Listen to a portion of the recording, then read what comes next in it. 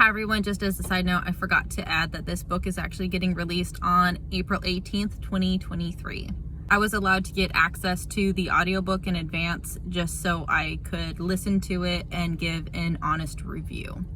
Hi everyone, today I'm going to be doing a book review on Both Feet in the Grave by Jeanine Frost. This is not the first book I've read of hers. I have read 2 or 3 other books of hers. I will say for this one, it is kind of slow going. I really didn't get super interested into it until like 30-40% of the way through.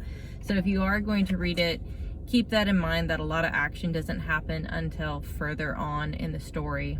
The main character that we follow is Bones. That's the point of view or perspective that we get.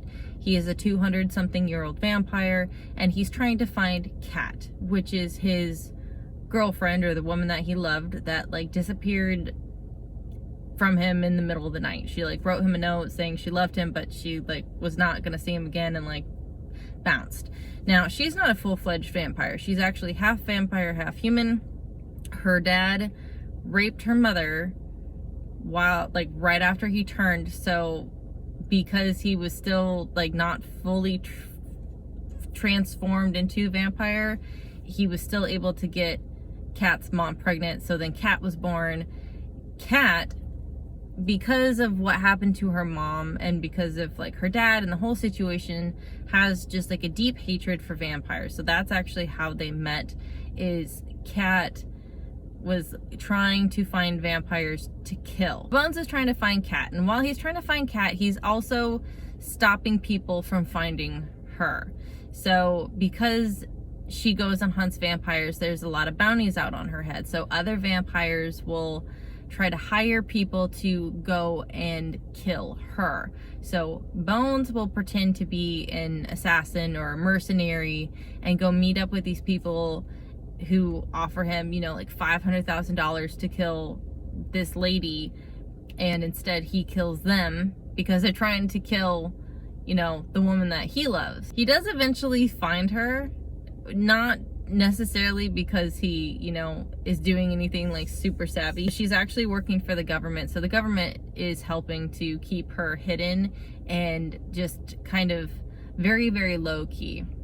But he ends up finding her kind of out of just like sheer dumb luck and coincidences, and that's when things finally start to get more interesting, is when they become reunited and stuff kind of starts clicking into place and there's more action going on. Because one of the people who put a hit out, or who is trying to get Kat, is actually Bones' sire.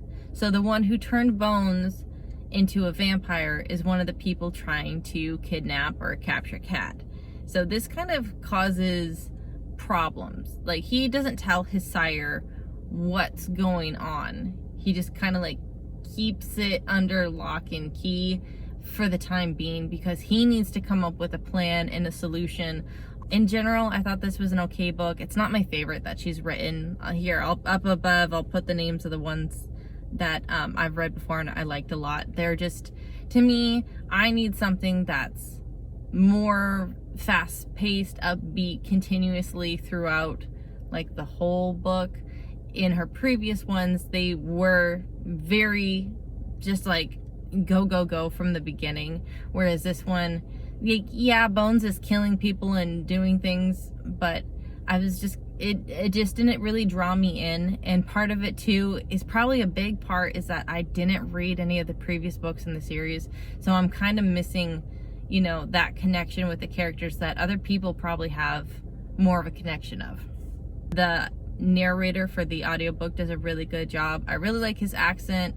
The other thing I really like about this book is the secondary or the side characters. So Bones has a friend who's a ghoul, and he has like a really funny, good, upbeat kind of personality, even though he's, you know, he has to eat people like a couple times a year. I thought he was pretty funny. And then Kat, because she's working for the FBI, she has special forces, or like special forces teammates, and each of those guys has like their own personality, their own kind of character, and it was really nice to see the difference and be able to tell the difference in just like the way that they talk. That's where the narrator does a good job as well, is he gives like all of those dudes a different accent. If you're into vampire romances, or if you like Jeanine Frost, I would definitely recommend getting this book when it's released. And I did find it interesting. I don't really necessarily read a ton of romance books from the guy's perspective, so I thought that was kind of like an interesting twist, something different that I'm not used to, which I appreciated. Anyway, I appreciate you guys watching. I hope you have a wonderful day, and I'll see y'all later. Bye everyone.